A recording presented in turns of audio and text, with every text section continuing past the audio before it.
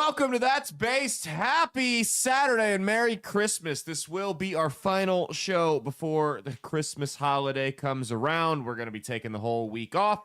No, I'm not telling you where I'm going to be because some of you are schizophrenic lunatics and I can no longer post a live location on social media. So we'll tell you where we were after we get back. I'm your host, as always, Caleb Salvatore, reporting from somewhere underground. We're laughing our way through the end of days. Brought to you by Outlaw Streamers Live 365 on Chris Baker Radio and Hot Salt. Let's be honest. If you haven't gotten a Christmas present yet, it's probably too late. It's not going to be there on time. I'm not going to make any promises that we can't fulfill. But why not just be like the guy in the story that we were talking about on the Wednesday show that got him late because his wife put the ball in his court. So you can buy a late Christmas present by going to firecracker.farm and using the promo code HOTSALT. Maybe you got some Christmas cash left around. Maybe you spent under your budget this year because, you know, you got that extra gift for your son and he decided to act like a spoiled little prick, so you sent it back. And you went to firecracker.farm and used the promo code BASED on Hot Salt to get a gift for yourself. Hot Salt's a combination of Mediterranean sea salt, scorpion pepper, Carolina Reaper, and ghost pepper, and it goes great on everything made right here in the good old US of A on a family farm with love. Firecracker.farm with the promo code BASED. You're going to save 10% off your order at the checkout on Hot Salt. Stockholm Mia, the red face of white supremacy, is here with us. How's it going? Ready for the Christmas season? Ready for Christmas. Ready for it? Yep. You got all your shopping done? I think so. You've done your Christmas caroling? Yep, gone door to door. Door to door. Every house within a 5-mile radius. Yep. Every house. We pulled up outside of them, rang the doorbell, and just hit a city sidewalks filled with addicts, passed out on the roadside. In the air, there's a feeling of terror. You like my spin on Silver Bells?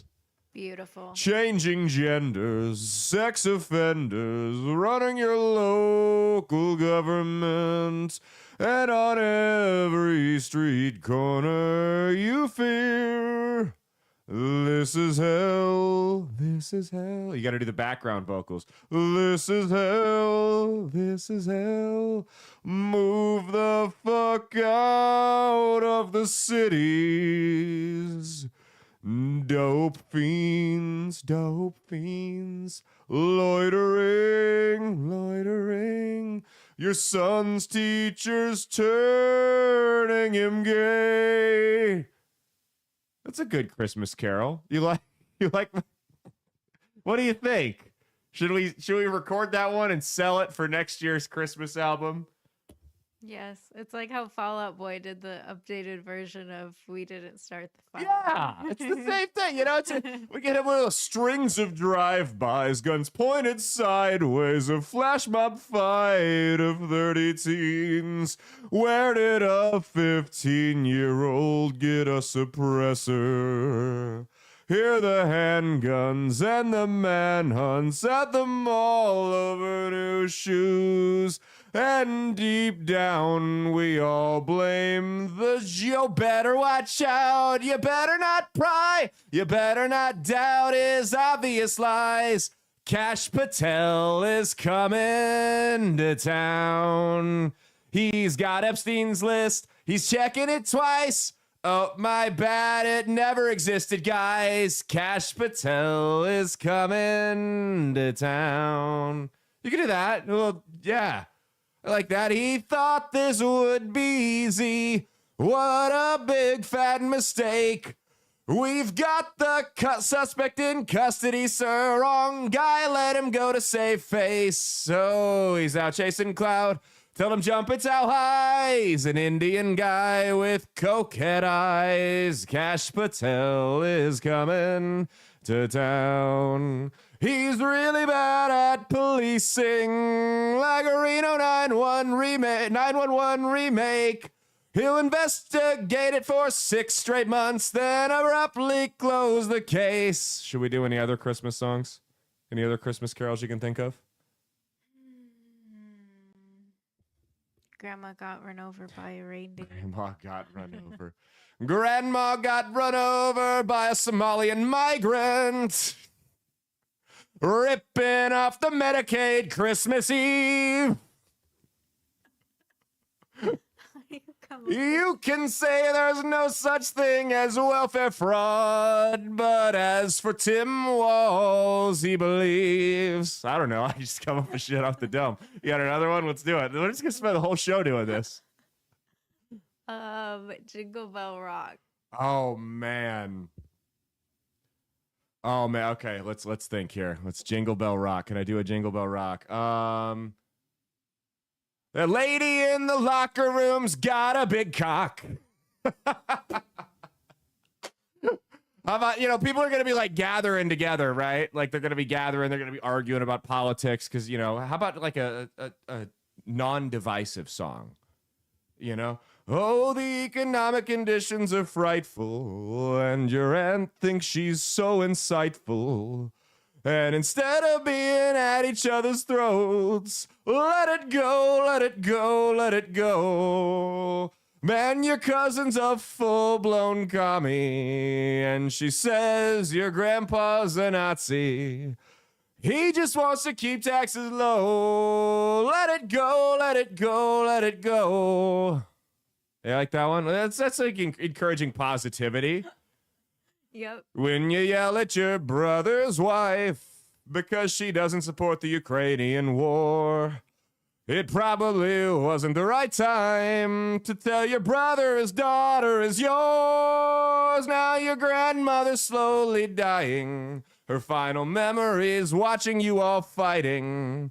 But your dad voted for Donald Trump, so you can't let it go, let it go, let it go. And we finally get to ice.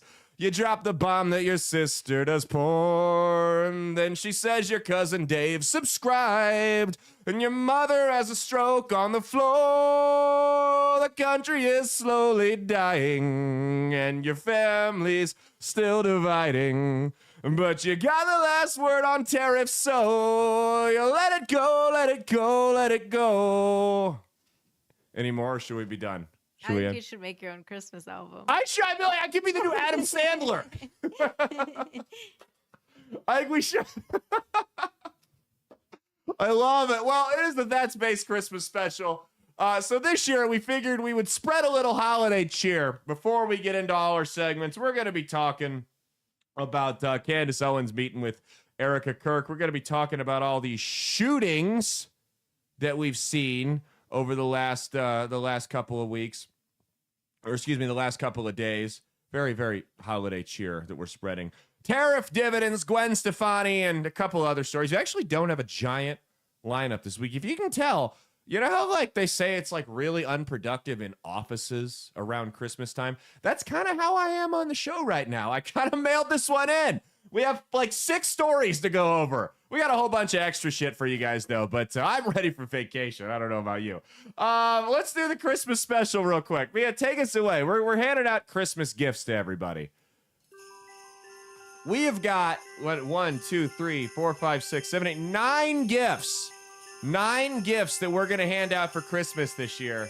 And boy, oh boy, do they get better and better as we go on. Let's pull up the first gift that we got. I'm playing Santa. I'm Caleb Salva Claus today. We got Gavin Newsom, governor of California and 2028 presidential hopeful, a set of testicles so he can stop sitting like that. Next up, we got the Al-Shabaab Somali terror group. Absolutely nothing, because the Minnesota taxpayer gave them $8 billion over the last 7 years. Probably not known by Tim Walz, so we decided that they've gotten enough and they didn't really need anything else from us. Next up, we got Donald Trump a flip phone so he can stop tweeting things that are tanking the Republicans 11 months out from the midterms. I don't know about you. I don't want to live in a socialist hellhole, so we're rolling with that. Next up, Dark Money Dan Osborne. We got Dark Money Dan Osborne a subscription to LegalZoom so he can maybe get a little bit of advice on how to hide LLCs better than what he's done when he wants to funnel money out of his campaign to his wife, allegedly. Not that LegalZoom would advise him of that. They wouldn't tell him how to break the law, but they might tell him not to do it, you know? Next up, Ilan Omar. We decided romance is in the air this Christmas, and we got her a 10-year anniversary photo frame with her brother. Next up, Tom Becca. Oh, that's Newsom. That's not Tom Becca. Well, that just ruined my joke. Tom Becca, we got a bottle of Shout because he decided to wear a shirt with a giant stain on it on his Facebook Live the other day. Next up, Candace Owens and all of her listeners, we got Prozac and a straitjacket because you fucking people are crazy. We'll talk more about that later. What's the last one? Is it Hassan Piker? We got his very own Michael Vick Falcons jersey so he can be just like the man he aspires to be so much when he abuses his dog. Last up, Tampon Tim Walls, Coach Sandusky, we got a special needs helmet to protect his soft spot. Ladies and gentlemen, that has been the That's Based Christmas special. We were very, very giving this year. Thank you all so much who donated presents to the Christmas toy drive. We got Current State of the Left coming up next. Stay tuned. All right, and it's time for the Current State of the Left. Excuse me, it's ma'am. Baby, all I want for Christmas is you. All right. First up in Current State of the Left, we got four contestants. Actually, three. Three contestants. This first one I just couldn't stop laughing at, so I wanted to show you guys. Before we get into which liberal most belongs in a mental institution, I want to introduce you guys to a guy running for state senate in Iowa. Who's by the name Ben Shower. I don't know if it's because he looks like he hasn't taken one in a long time or if that's just his real name. But this is Ben Shower, and he's running for state senate in Iowa. Hi, I'm Stephanie Steiner, candidate for Congress in the 4th District. And today I'm offering my endorsement to Ben Shower because I value education, I demand health care for all Iowans regardless of where they live, and I want to revitalize our rural communities. these are super, super important for our district, super important to me, and I know Ben is the guy to get them done. Let's get him elected, guys. Well, he's not running, I should say. I don't think he's ever run. He reminds me of Schmidt from New Girl when he was fat. That's what he reminds me I was gonna say, of. Fat Schmidt. he looks The way like he Fat talks, Schmidt. he talks like him too. It scared Mia when he popped up on the camera. That might be one of the biggest people I've ever seen. He's huge. And that's their guru on healthcare. That's the guy who's going to...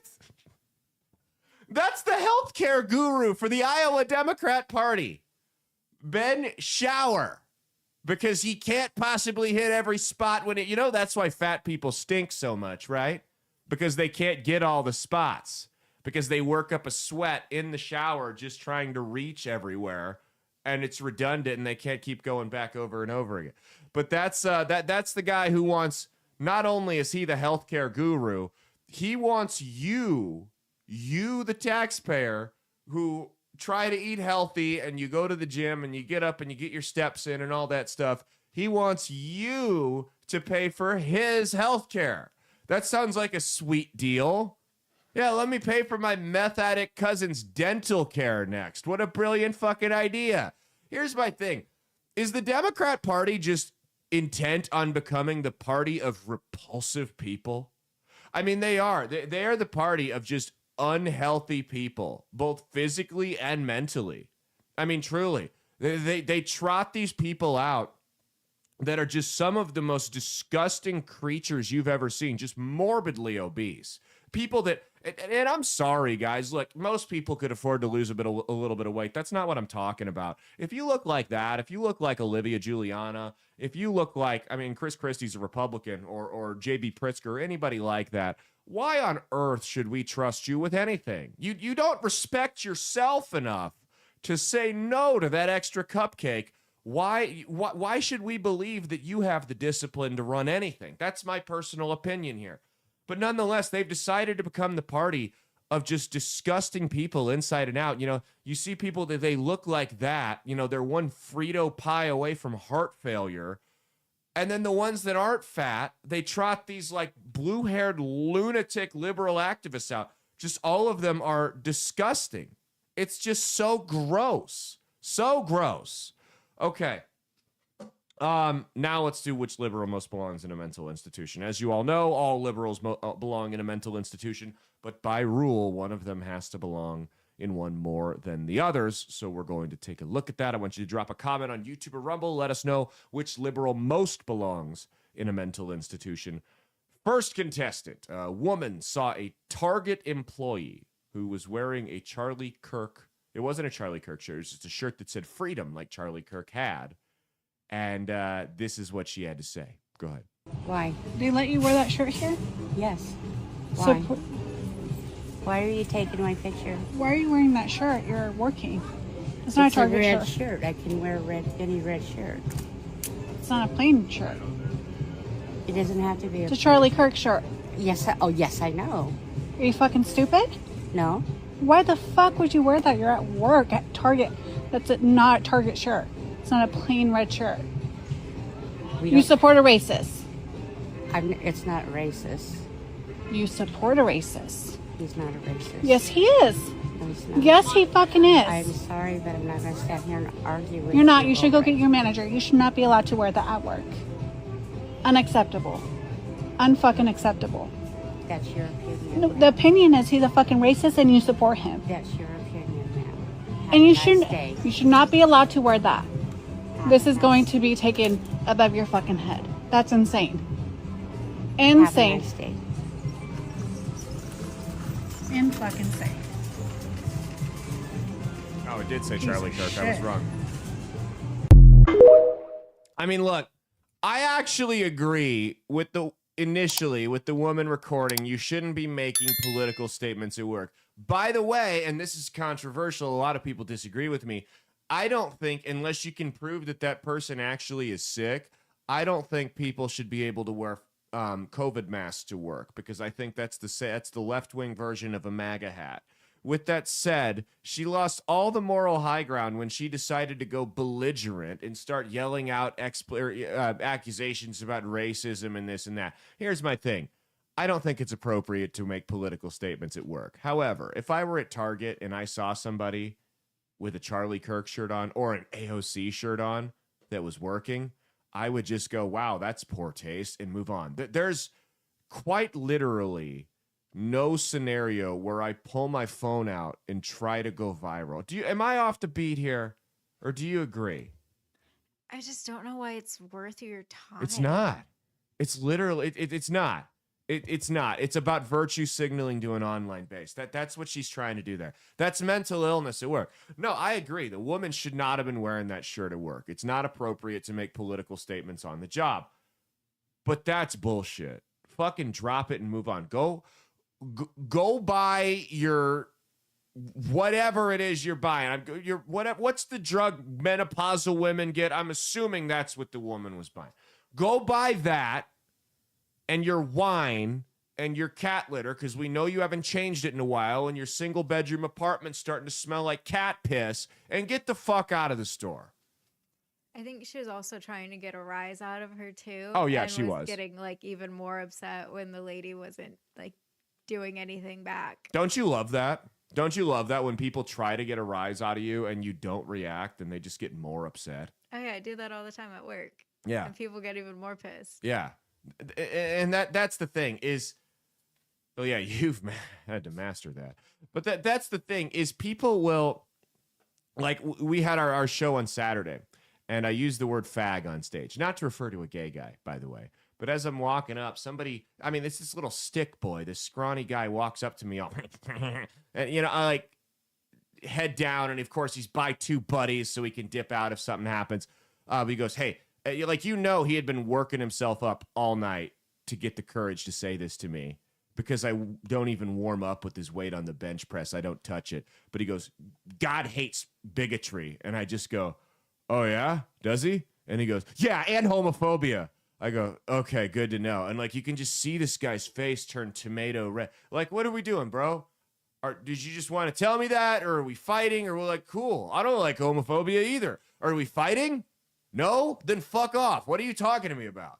Okay, next one here. This is from a podcast, and they're talking about the choice in furniture and how it may affect some of your plus-sized friends, and you really need to consider them. It's just you go ahead, play the video here. Thin people, I'm going to try not to cry when I say this to you. Yeah.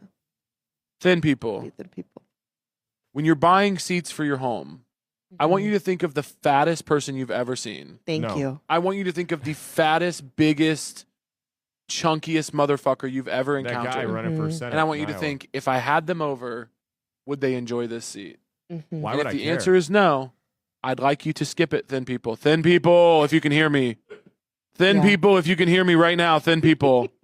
But they can. Thin you have a people. lot of thin fans, I feel. do, and it's concerning because they are small. And thin people, your seats aren't working. No. And I'm not changing. No. I'm not going to lose weight to come over. No. You need to get different chairs. And I'm going to tell you something right now. Your little mid-century fucking furniture that you purchased, it's a hazard to me. I will break your beautiful things. Mid-mod. It doesn't mid-mod. More like, good God.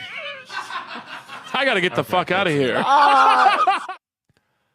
So he says, I'm not changing for you, but you have to change for him. You have to get new. You have to spend your money on furniture because he can't control what he shoves into his gullet. That's what he's saying. You have to shell out more because he has no self-respect. Does Pottery Barn make furniture for fat people? Does it? I don't know. It's a great, probably not. In fact, I think Pottery Barn has like a you must be this thin to enter. They only want pretty people shopping there.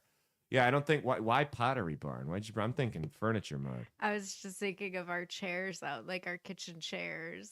Oh, no, that guy would destroy our kitchen chairs because they're not meant for people that big. Like, truly, they're not.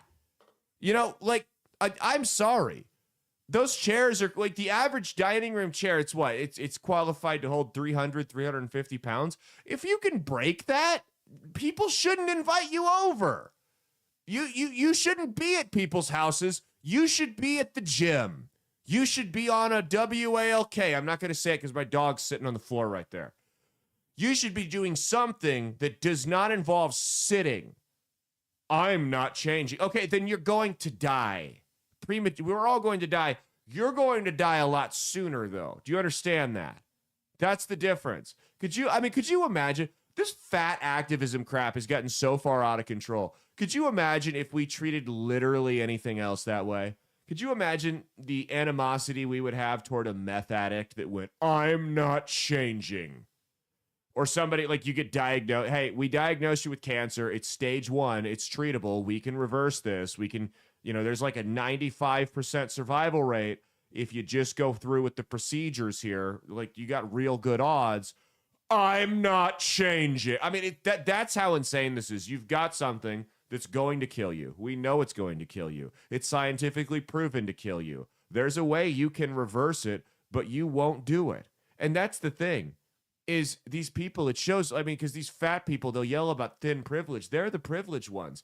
Do you know how many people out there are dying of diseases like cancer or ALS or all kinds of stuff that medication either barely does anything or just does nothing at all to them that would kill to be in your situation? You're dying of something and all you have to do is put the Haagen-Dazs down for a couple of weeks. That's it. You don't even have to stop eating it altogether. You just can't have it with every meal. You just have to limit your daily Twinkie intake to 2. And you're going to live like another 15, 20 years probably. And you won't do it. That's where the real privilege lies. Last one here. This is at the Sports Drink New Orleans Comedy Club, where federal agents showed up and the employees decided, federal agents, they must be ICE.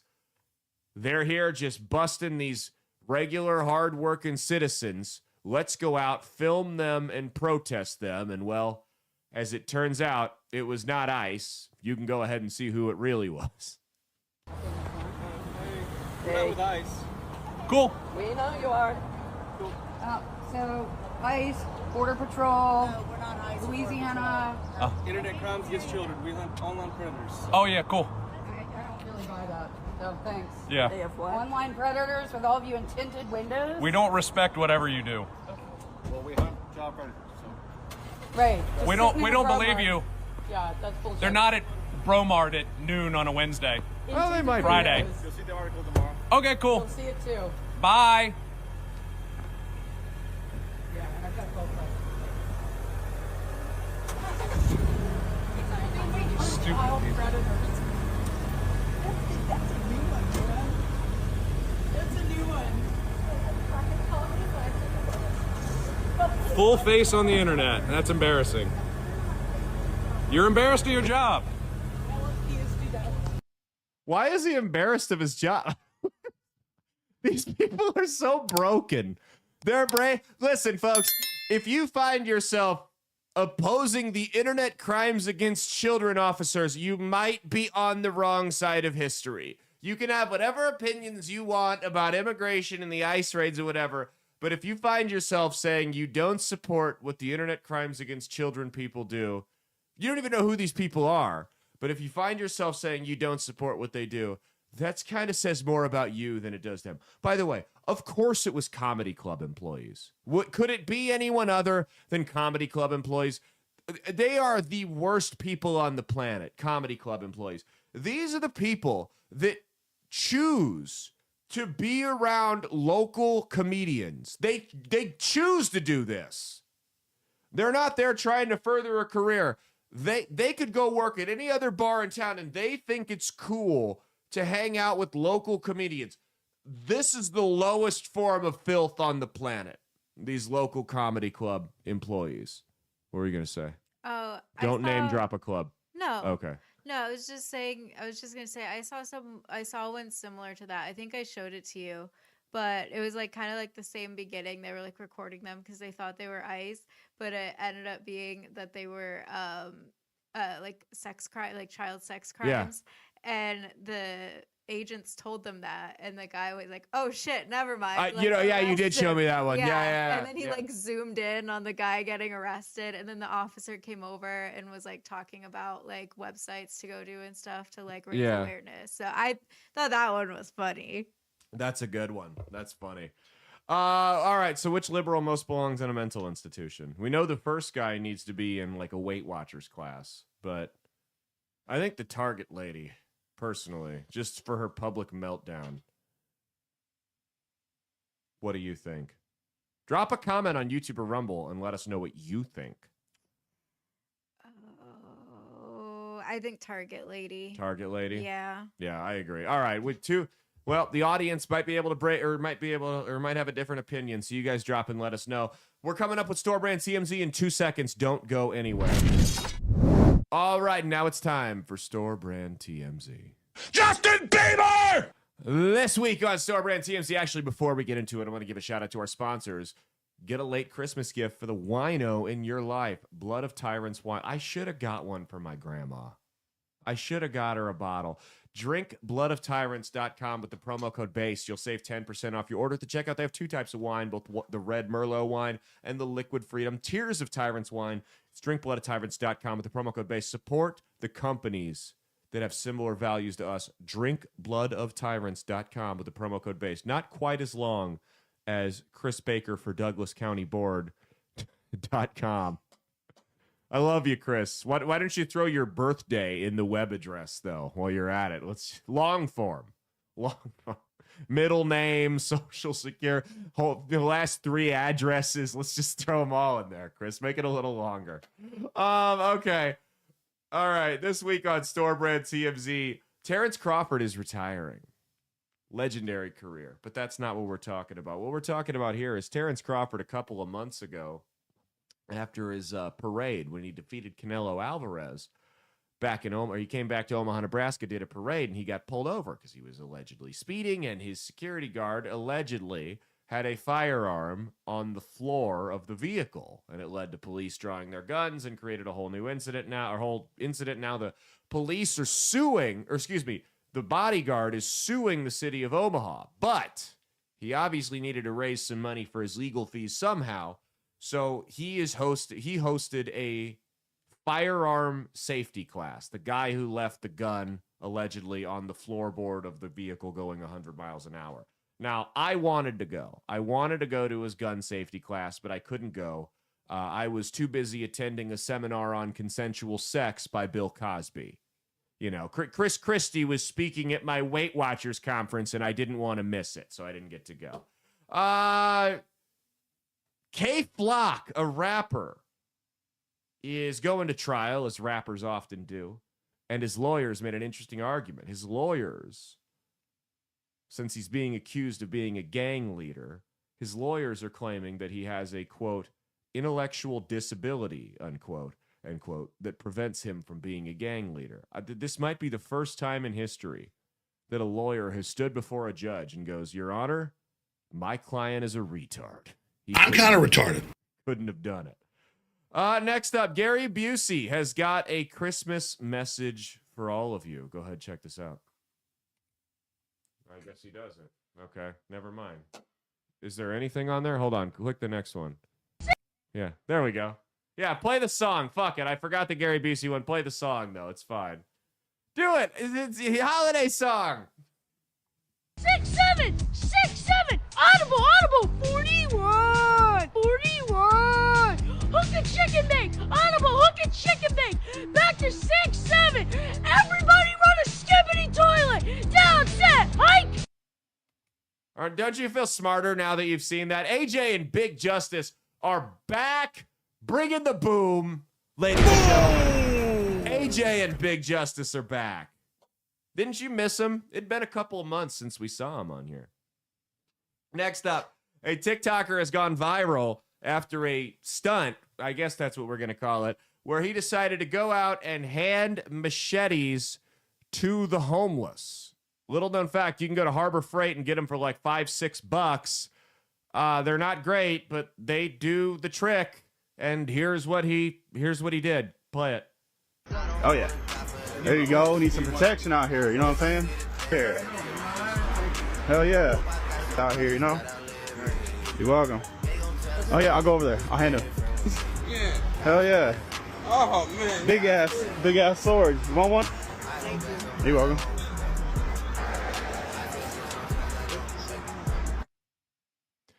Now, I have a Harbor Freight machete I got a long time ago. It's sitting around here somewhere. Everyone should have a Harbor Freight machete. There's no reason not to have a $5 machete unless you're a mentally ill lunatic that lives on the streets. Here's the reality, guys. The average people you see living in tents did not lose their job at State Farm and just not land back on their feet. These are people that have serious mental issues, substance abuse issues, and this guy is just out handing them machetes. Now, we've seen a couple of cases already. There have been numerous reports where homeless people are out swinging machetes around because they're mentally ill. This just shows how deranged and hungry people are for clout. And it just shows that is a real addiction, is clout, attention. It is an attention economy. And I think, I don't want to dive too deep into it, but I think you see a lot with Gen Z and Gen Alpha.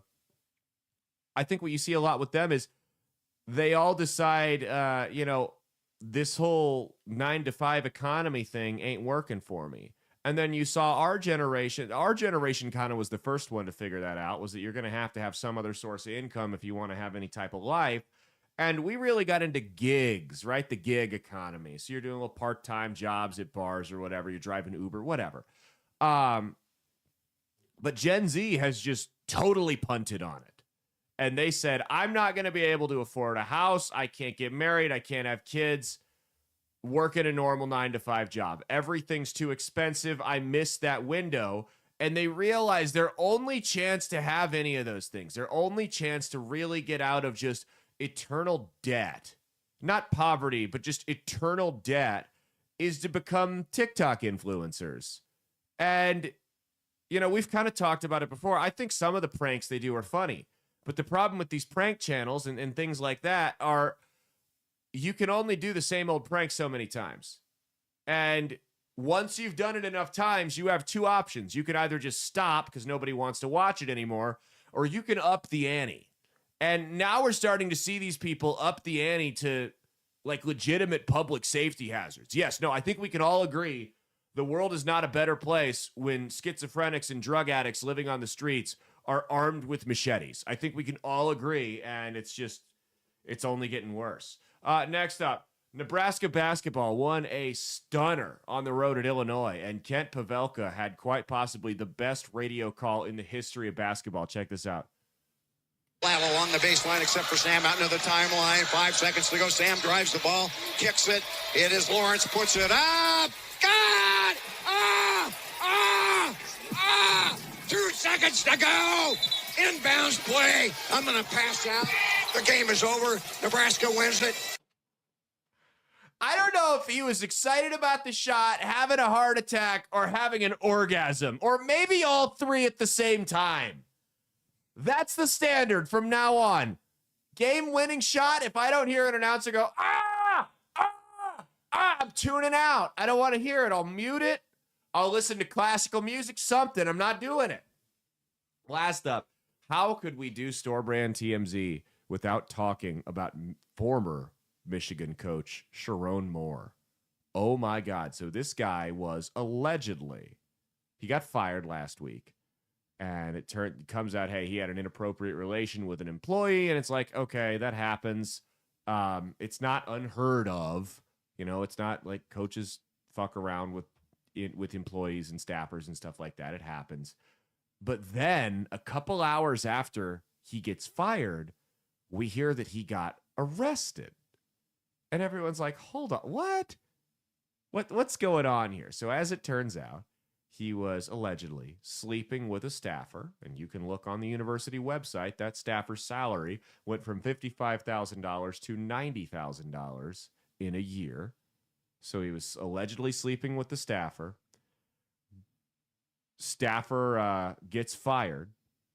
He doesn't stick up for her. The staffer goes, okay, fuck you. I'm going to the press and telling everyone we were hooking up.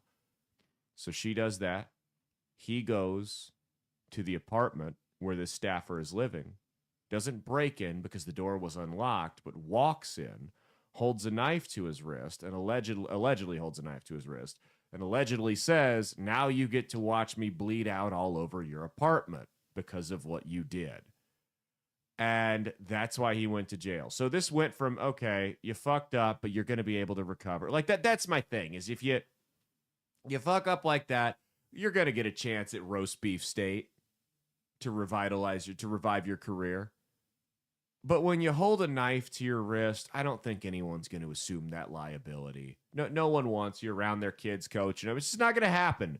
You're done. So mind you, this guy's married with 3 kids. So after that comes out, after he goes to jail, this OnlyFans whore comes out and says, hey, this guy was like regularly sliding into my DMs all the time throughout the season. So Sharon Moore bonds out of jail, and the first thing he does is message this OnlyFans model. As soon as he gets out of, the man we're going to give out an award here for the end of the year. There's 2 contestants for Gooner of the Year.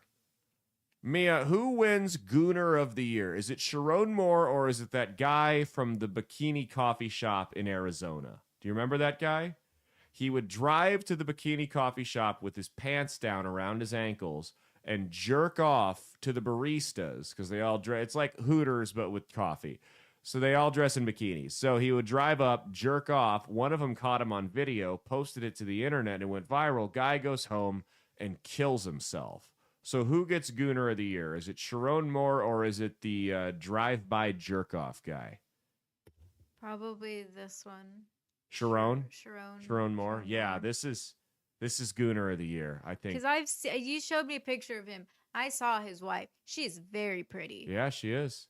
And he messed that up. He did. It's so evidently he was offering like 50-yard line, allegedly offering 50-yard line tickets for foursomes with OnlyFans models and stuff like. So the wife is still with him. There was a picture of them out together with one of their kids in a stroller today. We're recording this Wednesday. Yeah, maybe they're in this. Maybe it wasn't. Maybe it wasn't an affair. Maybe this is the thing they do. I mean, there's couples that do that. It's not my cup of tea, but maybe that's what this is. Maybe we're all judging him too quickly. Although even with that, it's still totally inappropriate to bang your staffer, and it's even more inappropriate to try to kill yourself when she reveals it to the news. So don't do that, okay? That has been Store Brand TMZ. Stay tuned. We got a whole bunch more coming up for you. All right, and now it's time for Trending This Week, brought to you by Tactilian, TACTILIAN.com, with the promo code BASED, BASED. Like the title of the show, you'll save you 15% off your order at the checkout on gifts for the Patriot in your life. It's not too late. Maybe your family's coming in a week late, and you still got time to buy them a present, and you need a last-minute gift idea. Here's your chance to do it. Go to Tactilian.com, TACTILIAN.com right now with the promo code BASED. Save 15% off your order at the checkout. Even if it's not, right? I mean, they got apparel. They got decor for your home and office. They got decals for your vehicle, even accessories for your dog, and it's all pro-America, pro-Second Amendment, the kind of shit we talk about on this show here. Even if you need a gift for Christmas and it's, 5 days out or whatever, isn't it better to give that person a picture of the thing you bought them? Just put it in a bag, and then you can just throw the post office under the bus and blame them. Hey, look, man, I ordered this thing 23 days ago, and it got lost, and I finally got it confirmed. It's going to be here Friday. Who gives a fuck? Just blame the or UPS or whoever. No, they're going to believe you. Buy the gift late. Tell them it's the post office's fault, and go ahead and just move forward with it. Why is that a problem? Listen, if you're looking for a last-minute gift idea, isn't that better than walking into the mall or walking into Target or, God forbid, walking into Walmart? Mia and I went into Walmart because we had to get the gifts from the fundraiser show last week. Thank you guys so much for donating, by the way. But we walked into Walmart, and I'm literally... the first thing I hear, this is the first time Mia's been in Walmart in how long? How long has it been since you've been in a Walmart? It's been a long time. Years, probably. And I mean, and I'm telling her the whole, look, it's Walmart, but it's not that bad. I mean, I'm talking within 30 seconds of walking in, this guy is yelling about his child custody case on the speakerphone. I'm not even joking. We walk in, within 30 seconds, this guy is yelling at someone on speakerphone with one of his kids about his child custody court date as he's leaving the store. So if you want to avoid that, if you want to avoid dealing with the dregs of humanity, if you don't want to go into Target and get chastised by a 55-year-old barren wine aunt who kind of reeks of cat piss, then go to Tactilian.com and use the promo code BASE to save 15% off your order at the checkout. A portion of the proceeds is going to go to help build homes for wounded veterans. If you don't do it, it means you hate the military. Okay, let's hop into, wow, oh my God. It has been a violent week. It has been a violent week. So we hear that Rob Reiner, the movie director, gets killed earlier in the week. And then we hear that it's him and his wife. And then we find out that his son was the one who did it, allegedly, right? Stabbed them both to death. Now, his son has struggled with drugs and mental illness for a long time.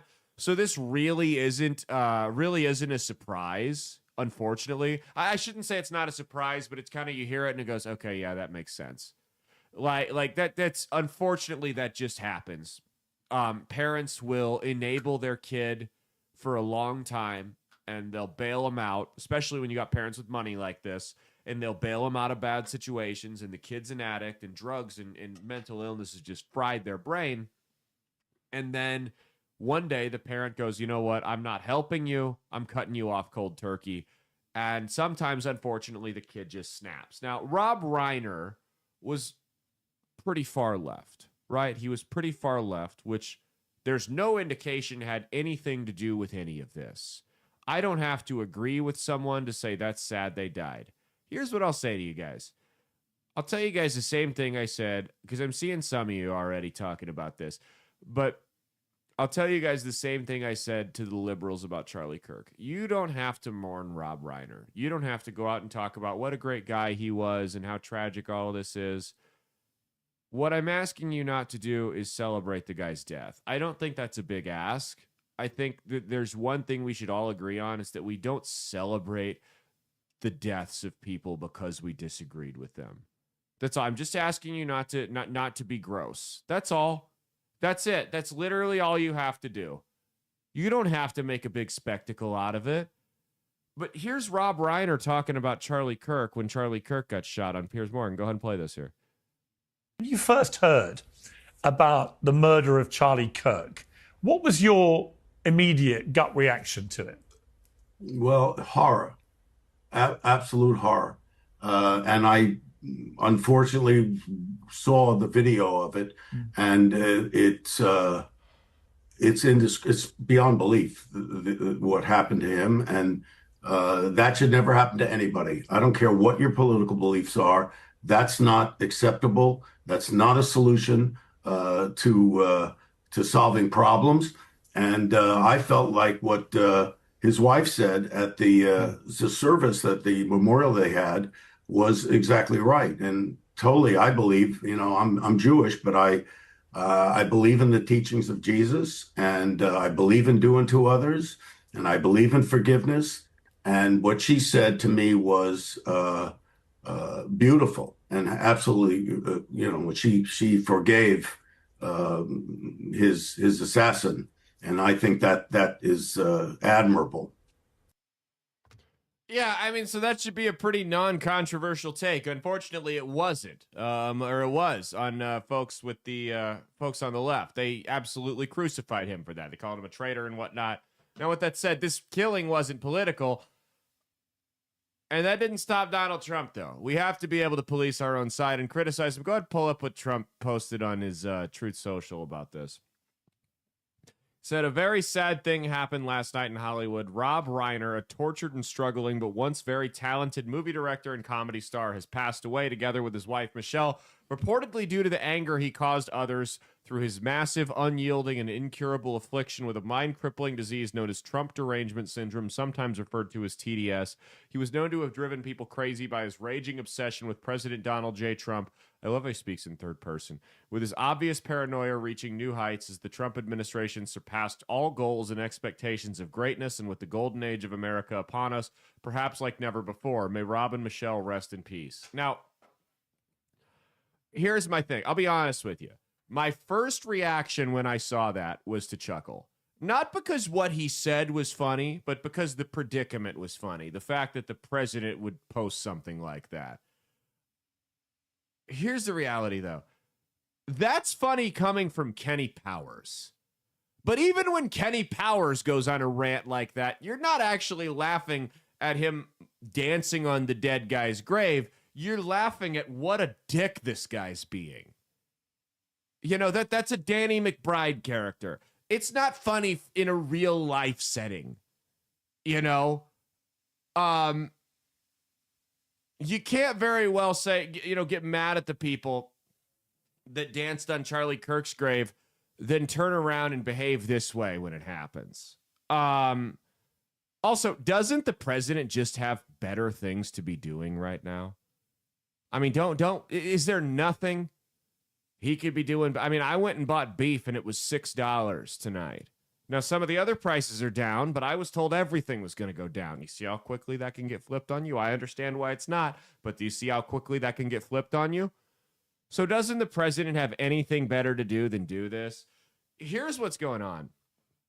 Is Donald Trump has pissed off a lot of his base. He's pissed off a lot of his base by maybe not being so as anti-war as he sold us. He's pissed off a lot of his base by continuing on some of the reckless economic policies that got us into this bad situation, albeit not as badly, but he's still doing it.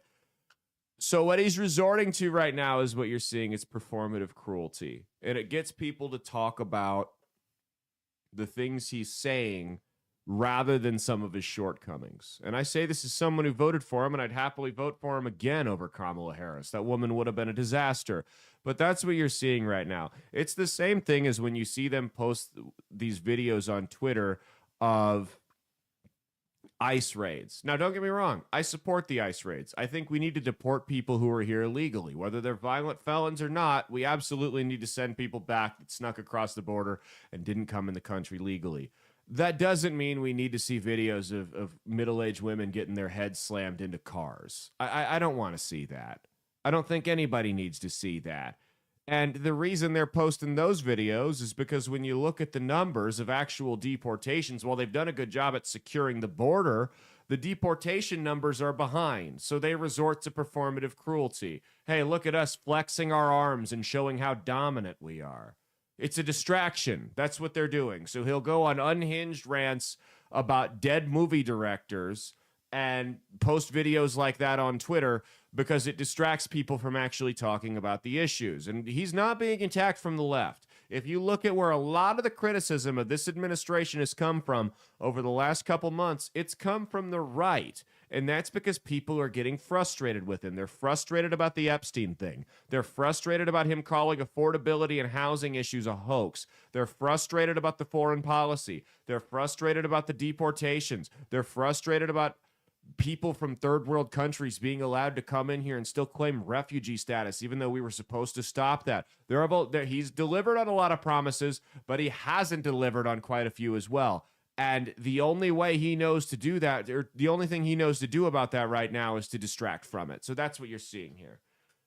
That tweet was fucked up. There's no defending that. The next one is we'll stay on this segment here, but there was a shooting at Brown University. Brown University, you had a shooting where a girl who was the head of the College Republicans Club at Brown, which a Republican at Brown is like seeing a black person in North Dakota. You know, it's just that you don't see very many of them. This is evidently the most liberal university in the entire Ivy League. She gets shot and killed. And the FBI comes out and they say, "We've got our guy." And they name drop him and they share his picture all over, and it gets blasted all over the news. This is the piece of shit that shot this girl. And then in a couple of hours, they go, "Oh, crap, we did it again. We've got the wrong guy." Arba. What's that? No. Oh, no. Yeah, they go, "We got the wrong guy. This is our fault." Meanwhile, Kash Patel, pull up the video of him on the podcast.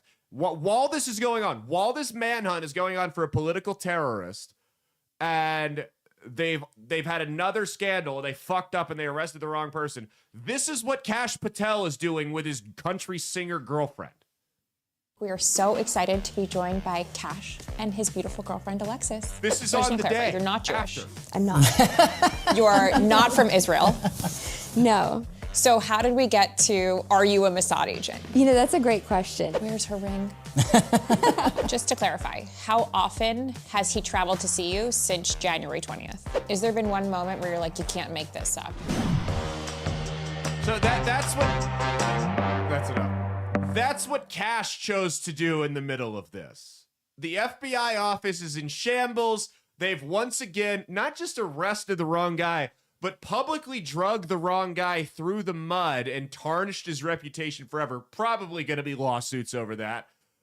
Kash chooses to go on, what is that, right wing, call her daddy? I mean, that's what that looked like to me. That's where Kash Patel is. While this is going on, Kash Patel is being drugged through the media. This is what his girlfriend tweets. Pull up his girlfriend's Twitter. Someone says, "God bless you." This is about, they had caught a pipe bomber. "God bless FBI Director Kash. Please propose to my friend soon." And she says, "Xavier over here with the facts." So Kash Patel is in the middle of a national scandal as he fails to do his job. And a political murderer roams the streets, buying God knows how much time to get away. Kash Patel's girlfriend is on social media trying to pressure him into proposing to her. What the fuck is going on at the FBI right now? He's busy trying to find a ring. Yeah, that's his other problem. He can't find the ring. Kash goes and buys. That's why they're not engaged yet. Kash went to the jewelry store, bought the ring, and went, "Oh my God, I've got the wrong ring," and had to return it. He had to send it back. That's what's going on here. That's what's going on. And then, by the end of next month, Cash will have determined that marriage doesn't actually exist and his girlfriend isn't real. And that's how this will go. I mean, this is seriously, who the fuck put Paul Blart Mall Cop in charge of the FBI? This is Lieutenant Dangle from Reno 911 leading the largest federal law enforcement agency in the country, Kash Patel. This guy is a moron. I've said it before. I will say it again. He is not qualified to lead the loss prevention team at Target, much less the FBI. Kash Patel. A disaster. If a garbage man were half as bad at his job as Kash Patel is, he would have been fired in the first 90 days. I mean, this is a disgrace how bad this guy has been here. So, anyway, online sleuths think they've figured out who it was. Now, I'm not going to say the name of the person. We're recording this Wednesday the 17th, so stuff can change. I'm not going to say the name of the person because we don't know for certain. However, there are quite a few things that point toward it being this person, we'll say, in my opinion.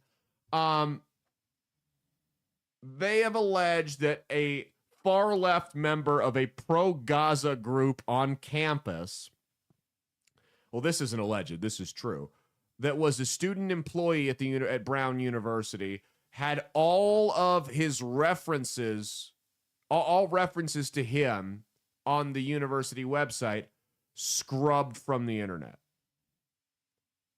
All of them have been scrubbed from the internet. All references. His Twitter account, he goes by he, they, by the way. He's a non-trans binary, whatever. All references have been scrubbed from the internet. Now, here's my thing. Maybe it is this guy, maybe it isn't. But it's been, as of this recording, over a day since it became pretty widespread news that just about everyone thinks he's the shooter. This guy had a social media profile. He was a loudmouth left-wing activist. He was all over social media. I don't know about you, but if that were me and people were accusing me of murder and it wasn't me, I would come out pretty quickly and deny it. I mean, murder is not one of those things where you just sit there and kind of let people accuse you of doing it. It's something you want to get ahead of. Even if I wasn't social media savvy, I'd find a camera. Yo, whatever, local news. I'm the guy they're saying killed him. It ain't me. It's not me. I wasn't even there. Now, here's what the president of Brown University had to say. Shooting, I believe some web pages for students or faculty have been taken down. Is that a response to any external threats to anyone in the community? We have been working very closely with law enforcement to provide them with all of the internal to Brown information that they need to do this investigation. It's their investigation. They're the professionals. So we're providing information. We're not in the job of reviewing it for them. I know nothing about web pages being taken down as part of this. It's the first I've heard of it. In the back. Yep. I had no idea. So, like I said, Brown is one of the most liberal universities in the country. It is a needle in a haystack finding a Republican there. And this guy happened to shoot the one Republican on campus, one of like 5 on campus. I don't think that's a coincidence, if you ask me. And then we find out that it was allegedly a non-binary pro-Palestine activist. And then we find out that there had actually been... So the reason they're having so much trouble finding who this shooter was is because there was no camera footage of it when it actually happened. Well, there would have been camera footage of it had the cameras of that the cameras on that area not been deactivated. Now, the reason those cameras were deactivated was because the pro-Palestinian groups that were protesting on campus a couple of years ago pressured the university into shutting them off so that the Palestinian protesters at college or at Brown University wouldn't be exposed. I mean, are we serious? Hey, how about you're at school, how about you go to class first and foremost? Why don't you do that instead? Second off, so now we have no idea who this shooter is. The evidence is gone. They've pretty much just got to throw darts at the wall, hoping they find the right person. Oh, by the way, the person leading the investigation on this is a complete retard. So good luck. This is just an unmitigated disaster. And here's the thing. I wouldn't put it past this university is so liberal. I wouldn't put it past members of the faculty to be helping this guy escape, to be aiding and abetting him and helping him hide from law enforcement and evade being captured. I mean, you can go, I'm not going to, like I said, I'm not going to say his name, but you can go online. There's manifestos all over Twitter and whatnot. And the biggest problem is 15% of the population is going to see this freak as a freedom fighter. That's the other problem here. And the last thing on this segment here, before we get into the next one, is you got this Bondi Beach shooting in Australia. You have a father and son duo of Muslim extremists go to a Hanukkah celebration and start shooting people at it.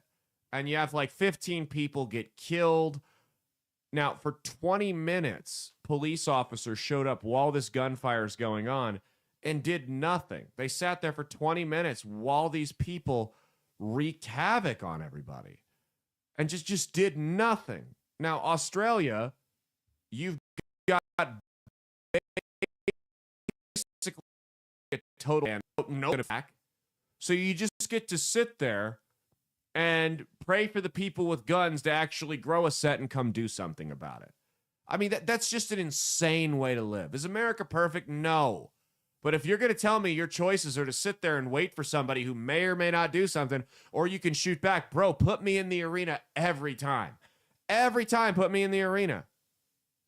Then we find out, of course, just like here in the United States, that the ASIO, which is the Aussies version of the FBI, had these guys on their watch list. They investigated them, and then they found that they were not an immediate threat. Well, I guess they got that one. Is Kash Patel working double shifts over there? No, they would have escaped if it was Kash Patel. It was actually a Muslim guy that stopped the shooting. He ran over, tackled the father as he was shooting, let the guy go.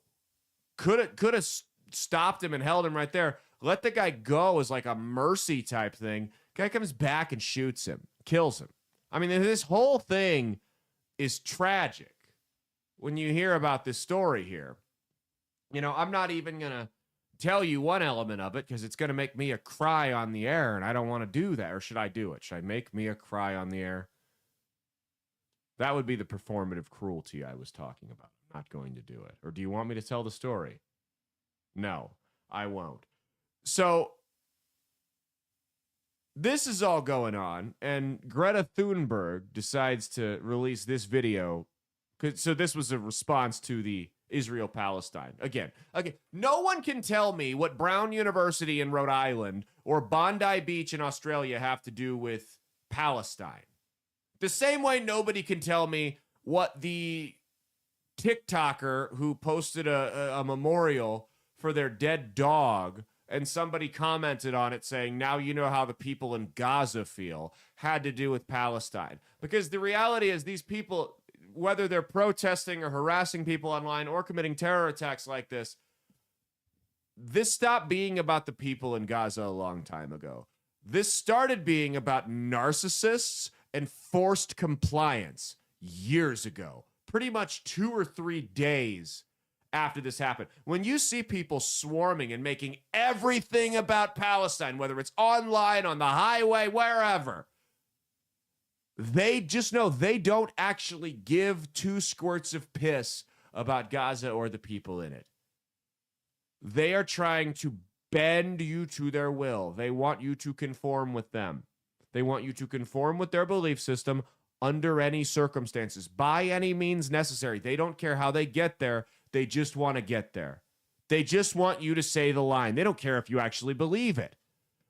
That's like, and that's the thing, is it becomes, the activism becomes so toxic and so radioactive that it stops being about the cause that you supposedly believe in very, very early on. And it starts being, excuse me, it starts being about trying to outdo the other activists. Well, this is how much more I care about Gaza than you. I stopped an entire highway during rush hour for 15 minutes and the police had to come use pepper spray to get us out. That's how much we care about Gaza. Meanwhile, the people that, and they'll claim that now you understand how it feels to be hopeless and we're raising awareness. Meanwhile, the people that are just trying to get home from work or pick their kids up from daycare so they don't get fined $20 or $5 a minute. Yes, there are some daycares that do that. I know someone who sent their kids to one. But the people that are just trying to go pick their kids up from daycare and not get fined are not thinking about Gaza. They're thinking, man, I really hate these fucking assholes. So here's what Greta Thunberg had to say shortly after this shooting happened. Today, I and people all over the world are sending solidarity to the 8 individuals who are on hunger strike in British prisons, demanding that the government meets their demands of immediate bail, a right to fair trial, the deprescription of Palestine action, and an end to censorship. These individuals have been held in prison, some for over a year, without trial, and are currently unconvicted of any crime to date. They are on 42 days of hunger striking, a critical point that could lead to irreversible damage to their health and bodies. It is up to the state to intervene and put an end to this by meeting these reasonable demands that pave the way for freedom of all those who choose to use their rights, trying to stop a genocide, something the British state has failed to do themselves. Mobilize and escalate to ensure the government cannot ignore their demands, and most importantly, continue to answer their calls to shut Elbit systems down. Free Palestine. Mobilize and escalate. Mobilize and escalate. That's what you want to tell people to do. Your brain-dead audience that obviously has no problem with political violence, that's what you want to tell them to do. After 2 shootings probably tied to one for sure, the other one most likely, tied to Palestine. You want to tell people to, quote unquote, mobilize and escalate. Folks, this is why I'm a big fan, because their parents are rich. She's a Nepo baby, right? This is why I'm a big fan of, if you're rich, you make your kids live like they're poor. Otherwise, they turn into that. They turn into self-righteous little twerps that everybody wants to punch in the face. Don't raise your kids to be like that. Now, that response was stupid. Somehow, New York Senator Chuck Schumer managed to outdo her when he was responding to the tragedy in Bondi Beach. Check out Chuck Schumer, the audacity of this man. And of course, I'm going to say a few words about the terrible shooting in Sydney, Australia. Okay? So, and first, of course, as I always say, no matter what, go Bills. They beat the Patriots today. It's a big deal. Go Bills.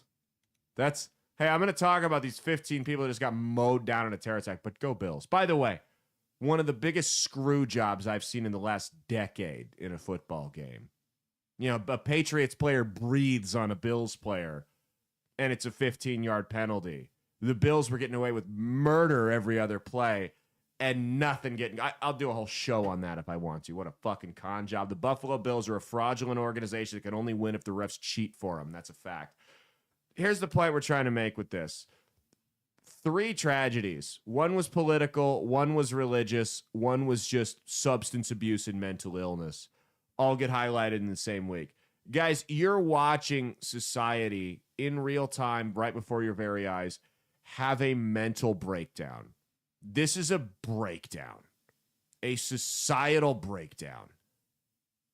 People are losing their minds from every corner. Now, throughout history, you've always had to deal with it. You've always had, times where drug and substance abuse were really bad, or mental illness, or political tensions were really high, or you had religious extremists. But you never really had all of them at once. You're seeing that right now. And, they always say the best cure, the best prevention for political and religious extremism is a healthy middle class. If you haven't looked around, we don't have that right now. So as they continue to thin the middle class out, as they continue to make the goal of home ownership and having a family more and more unattainable, you're going to see more of this. You're going to see more people just totally check out. And some of those people will hand out machetes to homeless people on TikTok, trying to become famous influencers, and some of them will become political or religious extremists. And some of those people are going to commit violence, and you're going to see more of it. And it's not going to stop. Until we right this ship economically, all of this shit's going to get worse. All of the extremism, all of the mental illness, all of the substance abuse is going to get worse. It's going to get far worse. I don't think a lot of people are ready for what the next 5 years could potentially look like, 5 to 10. I don't think they're ready for what it's going to look like culturally here. I don't think they're ready for what it's going to look like economically. I don't think they're ready for what it's going to look like in terms of foreign policy. It could be a very difficult next 10 years. I don't think people are ready for that. And honestly, I don't think a lot of people out there possess the fortitude, be it physical or mental, to make it through what's coming down the pipeline. That's what scares me the most, is a lot of people are going to check out in one way or another. And this is only the beginning, guys, I'm telling you. Okay, let's go to Candace Owens. Speaking of crazy people, let's go to Candace Owens. So Candace Owens met with Erika Kirk earlier this week, and they had a 4.5 hour long discussion. Candace Owens. Oh my God. So before we get into this, we posted a couple clips from it. You know, we had the show that aired last Saturday, and we got some great comments and some great messages. I want to make, so people were commenting, telling me that you obviously don't listen to her show. Well, she airs daily for an hour a day. You're correct. I don't have 6 hours a week to sit down and listen to Candace Owens. I don't. Neither does anyone else that's commenting on her. So don't single me out. I'm only reacting to what I'm seeing Candace Owens say. I'll play a clip of what she said. Maybe it was out of context, maybe it wasn't. But I'm reacting to what I see her say, as is everybody else. And there's plenty of stuff out there. Now, I did listen to about half of the episode where she recapped her visit with Erika Kirk, and I just couldn't. Guys, the only difference between Candace Owens and a homeless guy screaming at you under the bridge is she's got millions of dollars. If you saw Candace Owens talking the type of shit she talks out at the grocery store, you would cross the street. Like if you were walking across the parking lot, you would cross the street to get away from her. You know? My favorite one, though, was someone commented. We got a couple of comments saying we sold out or whatever. Someone commented saying that I was taking money from Israel to bash Candace Owens. These are the morons she's surrounded herself with. Your top critique of me cannot be that I've never watched Candace's entire show if you're turning around and saying things that directly conflict with things I say on the show all the time. You don't have to listen to my show, but you cannot critique me for not listening to someone else's show, then turn around and do the exact same thing you're critiquing me of. Here's the thing, though. We have sold out. It's true. We are taking money from Israel. The Mossad, actually, to be precise. They're wiring us the money on the 15th of every month. And you know what? I'm not even ashamed of it. You would take Israeli money too if you had also just bought your summer beach house in Nantucket. Okay, so I got to pay the bills somehow. So I am taking the Israeli money. It comes in the form of a wire from a couple front companies, shell corporations they've developed to pay me. But they pay well. They do. Mia had a good Christmas this year, and it was all in shekels that I paid for it with. So here's the thing. How can you accuse me of selling out? How can I be the sellout? I am wearing a sweater that cost $35. Candace Owens, her husband is worth $200 million. She regularly goes on the air in outfits that cost her $3,000. The woman wears my mortgage payment on the air every single day. And you're saying I sold out. I'm not in a big fancy studio. This is in my home in the middle of Nebraska where I record this from. It's not a mansion. I didn't sell out. If anything, if I wanted to sell out, I wouldn't be attacking Candace Owens, because clearly What she's talking, the type of nonsense she's babbling on about, has been a very fruitful venture for her. If I wanted to make a bunch of money and just totally sell out my principles and soul, I would just grift off of you idiots too. Because these people pay her with super chats daily. Could you imagine paying Candace Owens to with a comment on YouTube? Because that's what they do.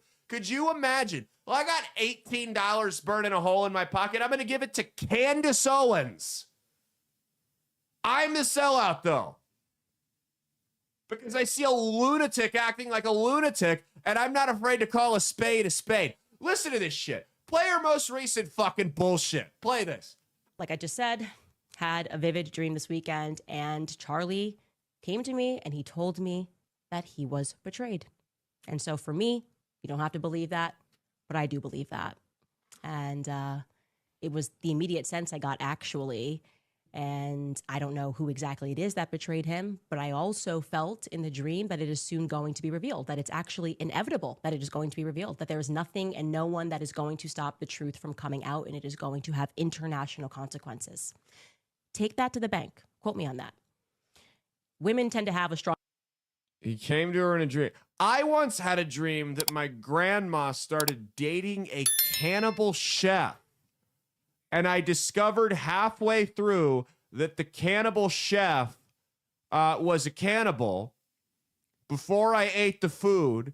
And he had employed Turan Petaway, the former Texas Tech and Nebraska college basketball player who now plays over in Italy, to hunt people down for him to cook at his cannibal restaurant. Was that true?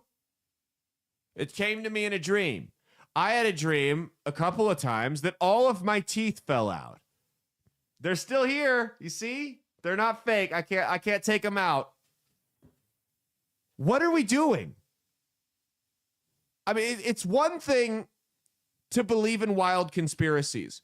It's another thing to sit here and listen to this woman go, I had a dream, and this is why it's true. Like, that's so Raven.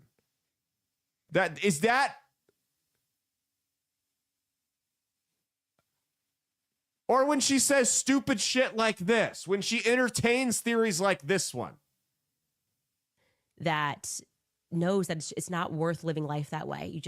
My whole spirit would be corrupted. I couldn't do it. I struggle with people that can do it. I struggle seeing people who have so obviously sold their souls on the internet. It's very frustrating to watch it. Central 848 writes, Candace, please look into the possibility that Charlie was electrocuted and that the hole in his neck was made by the currents passing through his necklace and out of his throat. The images of his charred hands are conclusive and compelling. Please, for the love of God, look into this. I did watch that video that Baron Coleman put together.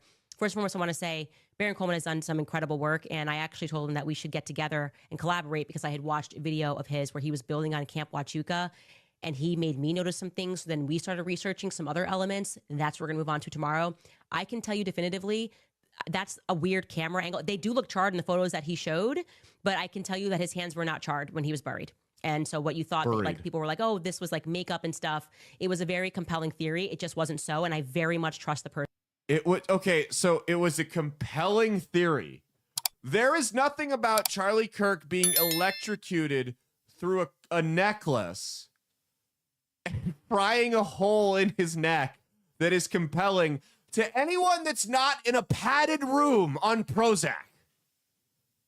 None. There's nothing compelling about that. So she met with Erika Kirk for 4.5 hours. And this was the video she posted afterwards. 4.5 hours later, I'm alive.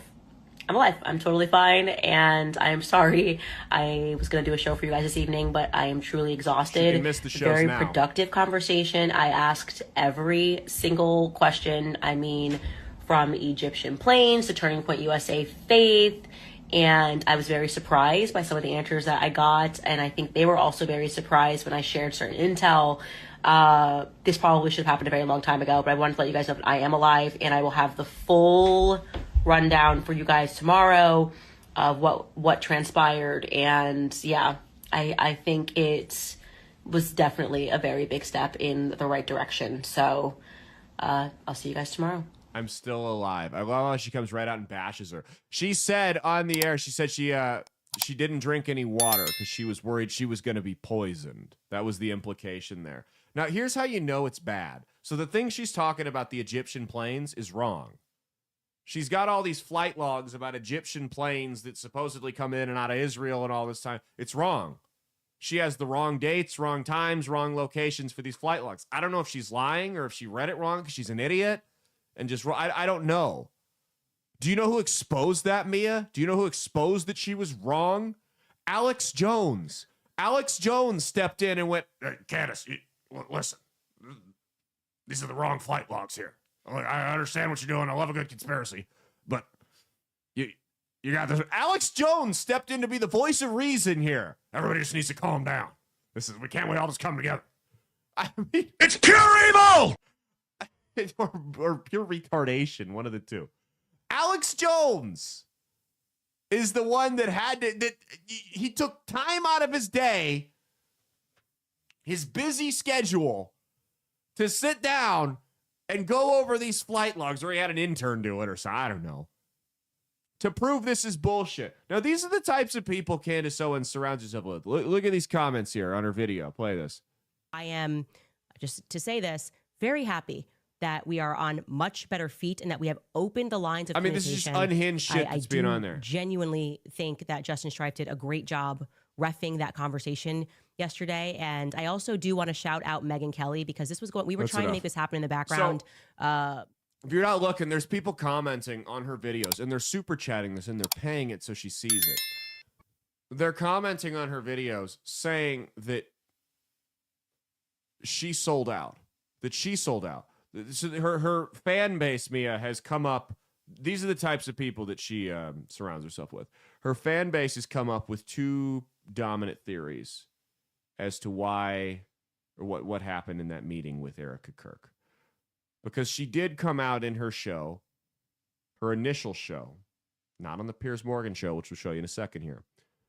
And she did have a little bit more calm of a demeanor. She wasn't going so hard after Erika and Turning Point. She was still going after him, but not nearly as bad. So there were two prevailing theories amongst her fans. Number one was that she got called by Israel and bought out. So she's getting this paid from the same shell companies that we are now. Number two, and I think it's this one, that it wasn't Candace at all. It was a clone. It was a clone that went on there and wants to make peace with Turning Point now. Her and the Avril Lavigne clone should do a show together. You know, it's like, I mean, but this is what happens when you cater to lunatics, is they're never happy. The goalposts are always moving. And when your insane rhetoric finally has consequences, when the chickens finally come to roost, and the people that you are defaming come to you and go, yo, dude, you got to chill or we're going to sue you for everything you have. And you have to come out and take a little bit more moderate of an approach to it. These lunatics aren't going to be happy. They want you to continue down the rabbit hole because these are sad people that the reality is don't have a lot going for them. That's really what this is. These people don't have a lot going for them. So they think if they're in on this big conspiracy that nobody else sees, this is their big thing. That's really what this is for the most part. I mean, these are people that are single, don't have kids, work dead-end jobs. They're doing nothing.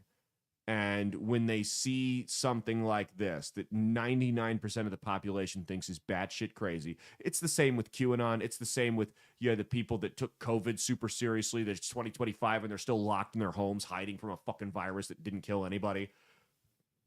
It's the same thing here. They think they're part of something that nobody else sees, and they're going to be the innovators, the pioneers out on the forefront of this. And in reality, we're all just kind of, we're not even laughing at him. We just think it's sad. Well, she went on Piers Morgan. Just play the last one. We're not going to do the full thing. Play the Piers Morgan clip where it's going to go in and out before and after here, where she actively tries. This isn't from a previous interview. This is on the same show. She tries to gaslight Piers Morgan on his own show about what she said. So any semblance of an idea that she was reformed after meeting with Erika Kirk and she's not going to be as harsh went out the window the moment she went on Piers Morgan. Check this out. Obviously, for this to have been pulled off, there had to have been multiple people involved. There had to have been people at Turning Point that were complicit in having this happen. I didn't say that they murdered Charlie. You said that people at Turning Point were complicit in his murder. No, my exact sentence that I said was that there were people at Turning Point who are engaged in a cover-up. No, you didn't. I believe that you didn't. thoroughly. Candace, you didn't say that. You said literally. I did say that on my entire show. You said there were people at Turning Point complicit in his murder. Okay. That's what you said. Obviously, for this to have been pulled off, there had to have been multiple people involved. There had to have been people at Turning Point that were complicit in having this happen. You said complicit in the murder. Because I said who at Turning Point was involved in his murder. And let you me said, clarify for you. Okay, you can keep saying what I said or you can listen to what I am saying. Okay. When I was using the analogy of JFK and we were connecting it, I was basically pushing back on you because you were suggesting that, all of these people being involved would be crazy. So I was applying the analogy of what happened to JFK. Well, you actually, if you go back and listen. I said, I don't know JFK's assassination. And we recently had a lot of the files released, which did not conclusively prove any of these things, right? Now, again, I don't know what happened to JFK. No, make it clear. Piers, I really think you're not holding on to your thoughts Candace, here correctly. let me spell out my thought very... There had to have been people at Turning Point that were complicit in having this happen. My entire show... You said there were people at Turning Point complicit in his murder. Okay. That's what you said. I really think you're not holding on to your thoughts Candace, here correctly. let me spell out my thought very... So, okay. Yeah, just trying to gas... Okay, if she's going to gaslight a guy on his own show where they have receipts of what she literally said 20 minutes prior to that, why do you guys think she's being honest with you? Here's what's going on. Is she's talked herself in so many circles here. She's dug such a deep hole that she has no alternative but to keep digging. At this point, she's like, I'm going to dig myself out and hope I end up on the other side of the world. That's the only option here. Is she's alienated herself from everybody. Everybody on the right hates her. I mean, she's making Alex Jones and Nick Fuentes look like the voice of reason. And I'm not a fan of Ben Shapiro. I took her side in the blow up with Ben Shapiro. I was wrong. If she was half as bad with the Daily Wire and Ben Shapiro as she is right now, I take it all back. I was wrong. I'm still not a fan of Shapiro, but he was right. I'm going to be honest with you guys. Unless we get another major development in this story, like I'm talking, she snaps and walks into the Turning Point office with an AK-47 and goes on a shooting spree. Or she goes to Erika Kirk's house on a live stream and they finally just kiss and have lesbian sex right there on YouTube for everyone to see. Because we all know that's, I usually skip this part of the video, but that's usually where this leads to. You just got it. It was a slow burn, wasn't it? This is a long setup for this one though, It must be one of those like artistic pornos, I guess. But but no, I mean, seriously, I'm done covering this. I'm done. This is noise. This is a distraction. Yes, it pisses me off. Yes, she is kneecapping the conservative movement. I think at this point, the best thing everybody can do is tune her out. And it's not just that. I can't listen to that woman's fucking voice for another 10 seconds or I'm going to go crazy. I'm going to be honest. I cannot. I don't know what it is. Does it annoy you too? Or is it, maybe it's just the repeated exposure recently. Yeah, probably just the repeated exposure. Because it's not Kamala Harris obnoxious. No, it's not an obnoxious voice. I think it's just hearing it over and over again. Also, just the crazy things that come from it too. Yeah. We're done covering this. My handlers at the Mossad, I apologize. If you want to dock my pay next month, I completely understand. But we're done covering this. I'm not going to play this. It's like it's the same thing I said about Kanye West. If this were a homeless person screaming at you out on the street, you would just ignore them. But they have money and a platform, and that's why people are following this. I'm not going to contribute to this anymore. not just for you guys. If you guys want to hear about it, I'm sure other shows will cover it, other channels, whatever. I'm done. We're done talking about this. It's driving me crazy. I was listening to her Piers Morgan interview today, and I couldn't. It was like pulling teeth trying to get through it. It was like a college lecture in a class that just puts you to sleep, that you don't want to be in, because I can't stand listening to her voice. It drives me crazy. Okay, that's it. Let's go to the next one here. Trump is promising a second Christmas in January.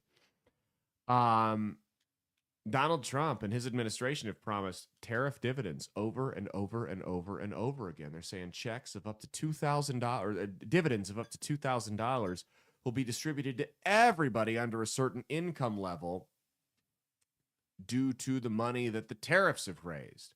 Now, here's my opinion on this. I've made my opinion clear in previous segments about this. I don't support this. I didn't vote for more government handouts. I think we should learn from what happened during COVID. What happened during COVID was you had the economy getting double teamed from both ends. You had the Fed printed a bunch of money to send out the stimulus checks, and then those stimulus checks, people didn't stick them in their savings. They didn't put them in toward their IRA. They didn't pay off debt with them. They spent them. That's largely what happened. So not only did you have a bunch of new money get introduced into the system, you had the market basically got flooded with people making purchases, which created a supply shortage. So the prices just went nuts. Now we're finally coming out of that. I don't know about you guys. I didn't have fun paying $7 for eggs. I would prefer we don't do that again. So if we can avoid that, if we can avoid another 11% jump in prices over 3 years, I think that's something we should do. The problem here is that Trump has now promised this over and over and over again. The midterms are already looking rough. So he has no choice but to deliver on this one way or another. Somebody has to get paid at this point. You've made the promise so many times. If you don't do this, this is going to be another Epstein, another Ukraine, another price hike, affordability. It's just going to be another thing they can throw in your face that you didn't do. So, Mr. President, I know you listen to every episode of this show. I know you do. I've got some advice for you. I know how to get you out of this pickle. So, like I said, the problem was that the Fed printed a bunch of money, and then all this money got flushed into the system, and people started making purchases with it. Here's how you avoid that, and you still follow through on your promise. You set a maximum income threshold. I don't know what that is. I'm not an economist. You guys can figure it out. Okay, let's just say, for this sake, household income of $200,000. If you're making more than that, you don't get any money from the tariff dividends, okay? So you set that right off the bat. Then what you do is you create an online portal where people will have 90 days to log into that portal with their name, social security number, and date of birth. Then they'll be able to link all their debt to that portal, whether it's a mortgage, whether it's a credit card, whether it's a student loan, collection, car loan, whatever. You link all your debt to that, and we send $2,000, we being the federal government, toward that debt. We pay that debt down for you. So it'll save you a little bit of money in the short term, $80 to $100 a month, but it's not going to flush all this money into the economy where people are going to buy shit and the prices are going to get artificially high. That way you'll be able to deliver on your promise without creating a giant economic meltdown. Now, you're saying, well, what if I don't have debt? Well, if you don't have debt, or if you have less than $2,000 in debt, whatever's left over, you've got 90 days to hook up your IRA to. Money that you can't touch until you retire. Oh, but Caleb, I don't have an IRA. Make one. Go sign up for one. Go get one. I don't know how to do it. I guess you don't get the money then. This shouldn't be a thing where we hold people's hands because they're irresponsible. Figure it out. I find it hard to believe that somebody who doesn't have debt wouldn't have an IRA or some type of retirement account. But that's how you avoid this. That's how you deliver on a promise, actually help people, and don't create an economic catastrophe. I think that's a golden idea. Tell me why I'm wrong. Who says no? Besides all the people we don't give a shit about. Like the politicians that are owned by these giant mega banks. Who says no to that? Not me. Very, very simple. Let people apply it to their debt. You'll be able to ease the burden on them, or they can stick it in their retirement account and live off and build interest off it in the stock market. Win-win. You deliver your promise. People got paid. Debt gets paid down. Retirement accounts go up. You don't have a massive price hike crisis. Because I'm telling you right now, if the tariff money that they're going to raise is not going to be enough to write everyone a check for $2,000. It's not. If they write everyone a check for $2,000, some of that's going to come from the Federal Reserve, whether they apply it to debt or write a check. If they write checks and they print more money off of the Federal Reserve, it's going and send, if they write checks and print more money off of the Federal Reserve, it's going to create another 2021 situation where prices go through the roof again. Mark my words, I'm telling you that's going to happen. Okay, next story here. Gwen Stefani is in trouble. What was Gwen Stefani's big song? What was her? Was it Sweet Escape? She was in No Doubt, and then she did the Bananas song. The B-A-N-A, that one? Yeah. Really?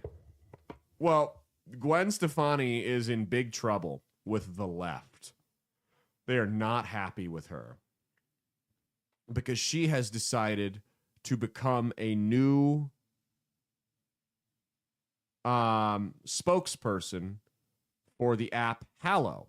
It is a Christian app where you can go on and it shares prayers and all different types of Bible verses and things like that. There's a lot of celebrities that have partnered with it. Mark Wahlberg's one. I think Russell Brand did as well. But so Gwen Stefani is the most recent celebrity to partner with it. You really are seeing a revival of celebrities. Maybe they've always been Christian, but they're being more open about it. And I think that's when not everything's doom and gloom. I think that really has been a positive development over the last year. People weren't doing this a year ago. They weren't. And you've got more and more famous people coming out and either officially telling everyone or just reiterating their faith. Like I heard Jacoby Shaddix, the singer from Papa Roach, was getting really vocal about it at a concert. Now, if you follow their music as closely as I have, you'd already know that he's been a Christian for about over a decade, and he's talked about it. But he was outright and open about it at his concerts, like almost getting preachy to a point where I don't know if you want to hear that at a concert. But I think it's great. So Gwen Stefani has partnered with the prayer app Hallow. Says it has blindsided many of her decade-long fans. And here's what they're upset about. They're upset that the Hallow app is anti-abortion. Do people understand what the Catholic Church is? I mean, yes, correct. The Catholic Church is anti-abortion.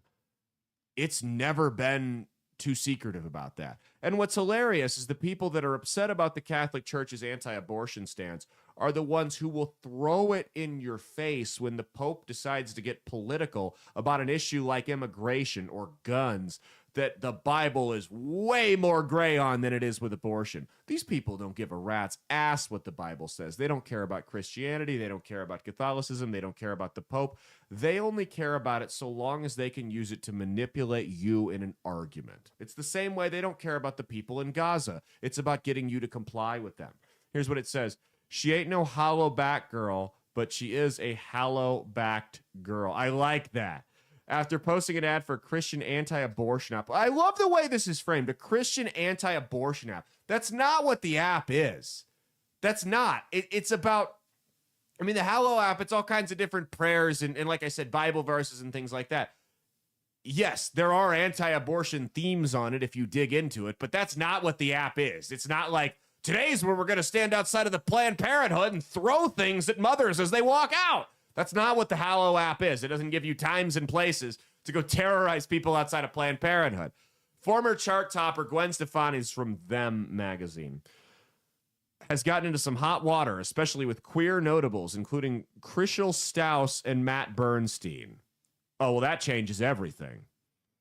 Chrishell Stause and Matt Bernstein have chimed in. What are we supposed to do now?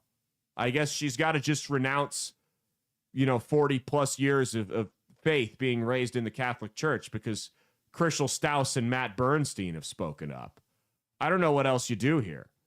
Says Stefani originally posted the co-sponsored Advent-themed ad on December 1st in partnership with the app Hallow. In the spot, she asked those watching to spend time in prayer this holiday season. This is what Christmas is all about, letting God into our hearts and letting Jesus bring us his peace, Stefani says, before going on to hawk the Christian app. Download Hallow and join me and millions of others in praying every day this Advent and Christmas season on Hallow. Why is this controversial? Why is this controversial at all? Because if she were to have come out and partnered with a Muslim app, none of these people would have dared to say a thing about it. None of them would have. By the way, the Muslims are a little bit more harsh on the gays than the Catholics are, if you haven't noticed. Stefani underscored Hallow's Be Still Advent Challenge, where subscribers will learn to find stillness amidst the chaos and embrace peace, even when our lives are so busy, in a caption accompanying the video. And this is why they're upset about it, because these people don't want you to find stillness in the chaos. These people thrive and profit off of chaos, chaos, chaos, chaos. They want everything to be on fire. God forbid anyone take 5 seconds to meditate and just chill out. It all has to be go, go, go, go, go. Brain rot, war, death, explosions. That's it.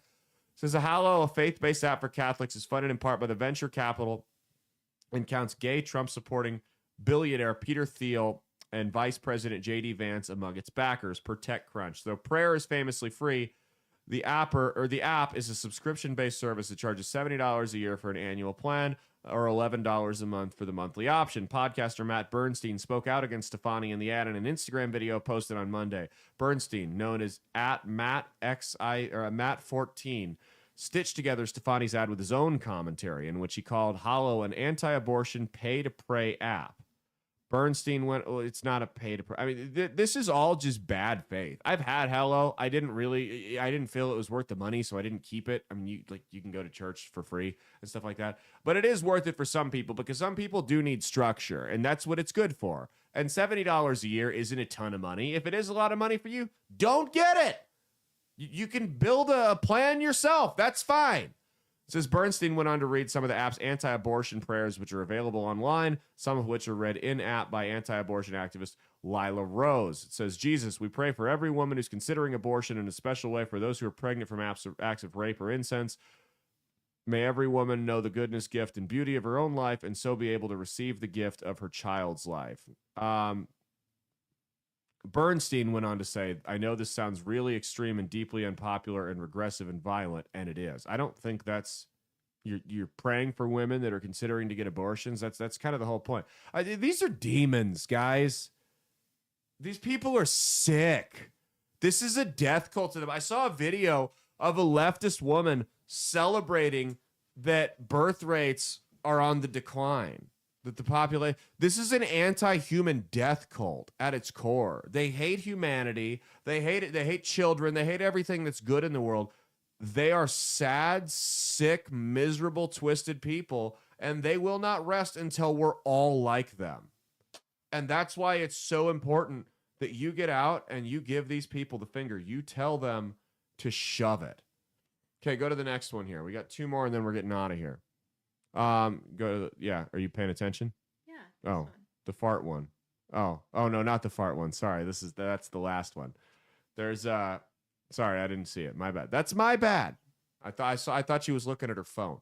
So a girl decided to go out and do a little social experiment for her audience on TikTok. And she didn't get the results she wanted. Check this video out here. Yeah, my friends are meeting me, but hold on, pause this real quick. I want to explain it. So what she's doing is she has her drink right there, and she's going to put a cover over the drink, like to protect it from being spiked. Just for context, for those of you that are listening. So, okay, go ahead. Around here? Yeah, I do. How about you?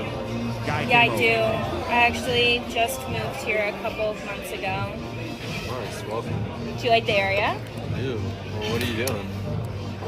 This? Yeah. It's just a drink cover. I don't know. I just put it on whenever I'm out.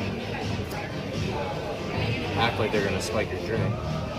I just don't know you. I'm like paying Forget attention to it. that. You're not cute enough to get your spiked. What? Are you serious?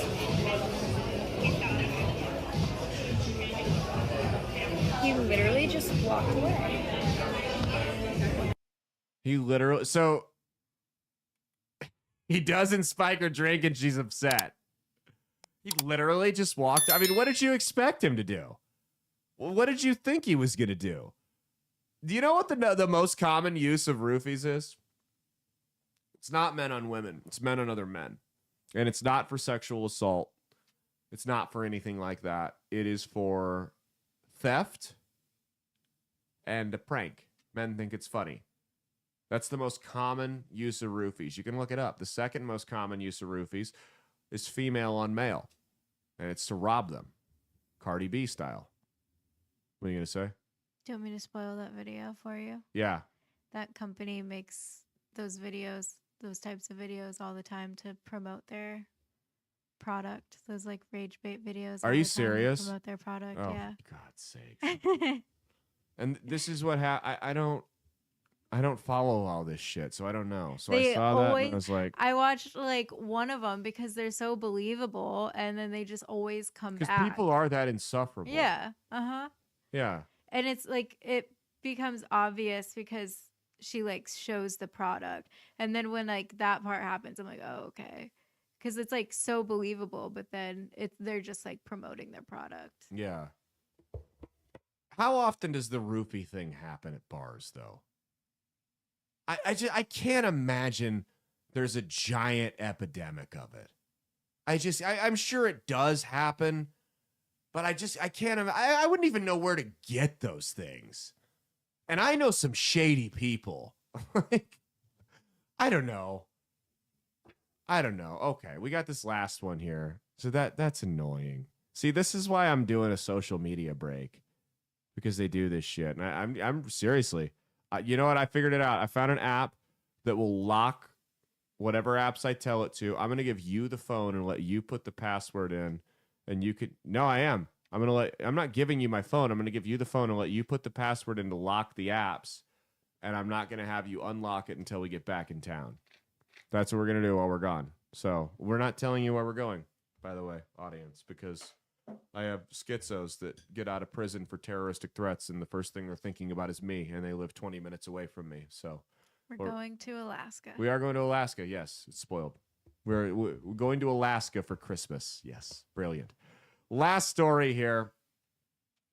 This lesbian couple went shopping at Albertsons, and I'll just let her tell you the story. Go ahead. But my wife and I just went to the grocery store right by our house, just to buy like junk food and stuff, because we're really tired.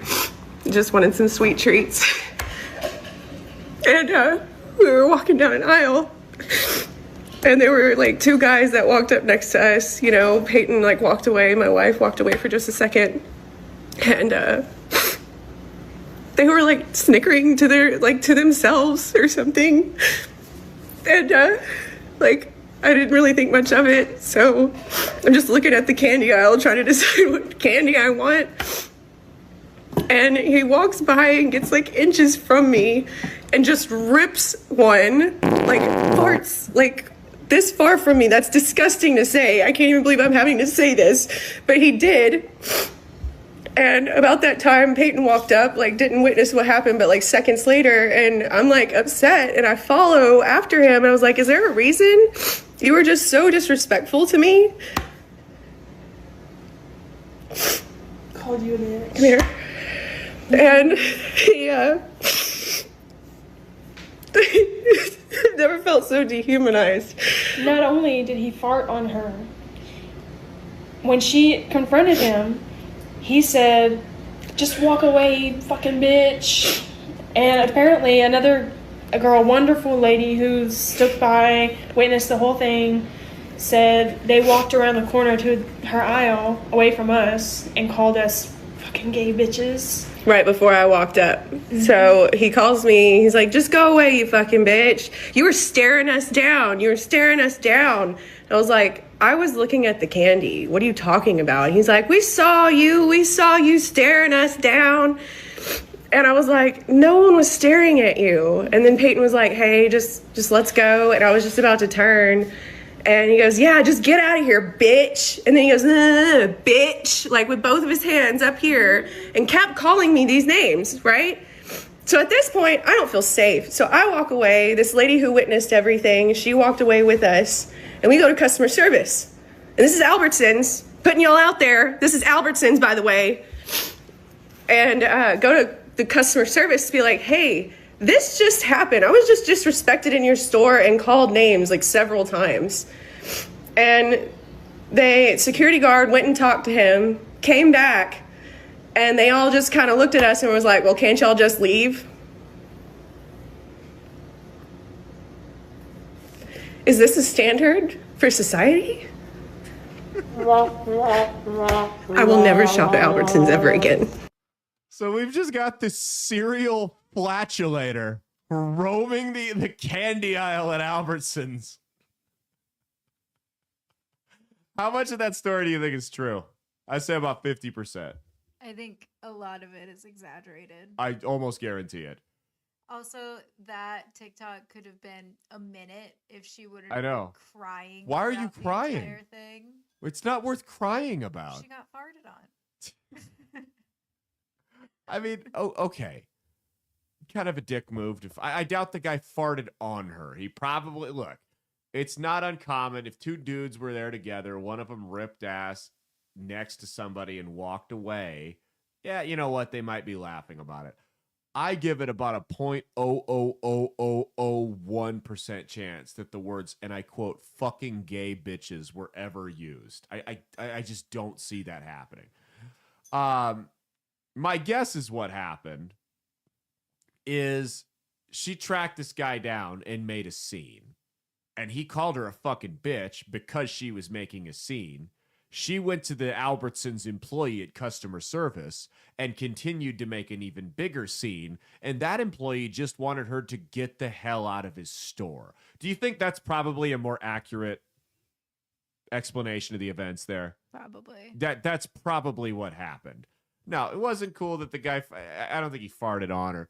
It's not cool to fart in public, but sometimes you just can't help it. And, you know, sometimes it comes out and you look up and thank the good Lord that it was a gas and not a solid that came out of you. You know, that was a surprise. I didn't know it was coming. Or a liquid. Or a liquid. Oh, yeah, that might have been that too. But, you know, you're just thankful. And I could see being annoyed by it. Maybe not even annoyed, just like disgusted. Like, dude, you really ripped one in public?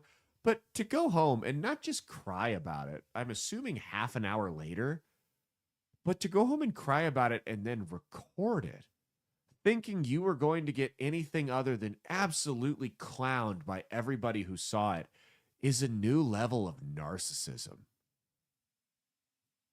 Truly. It really is.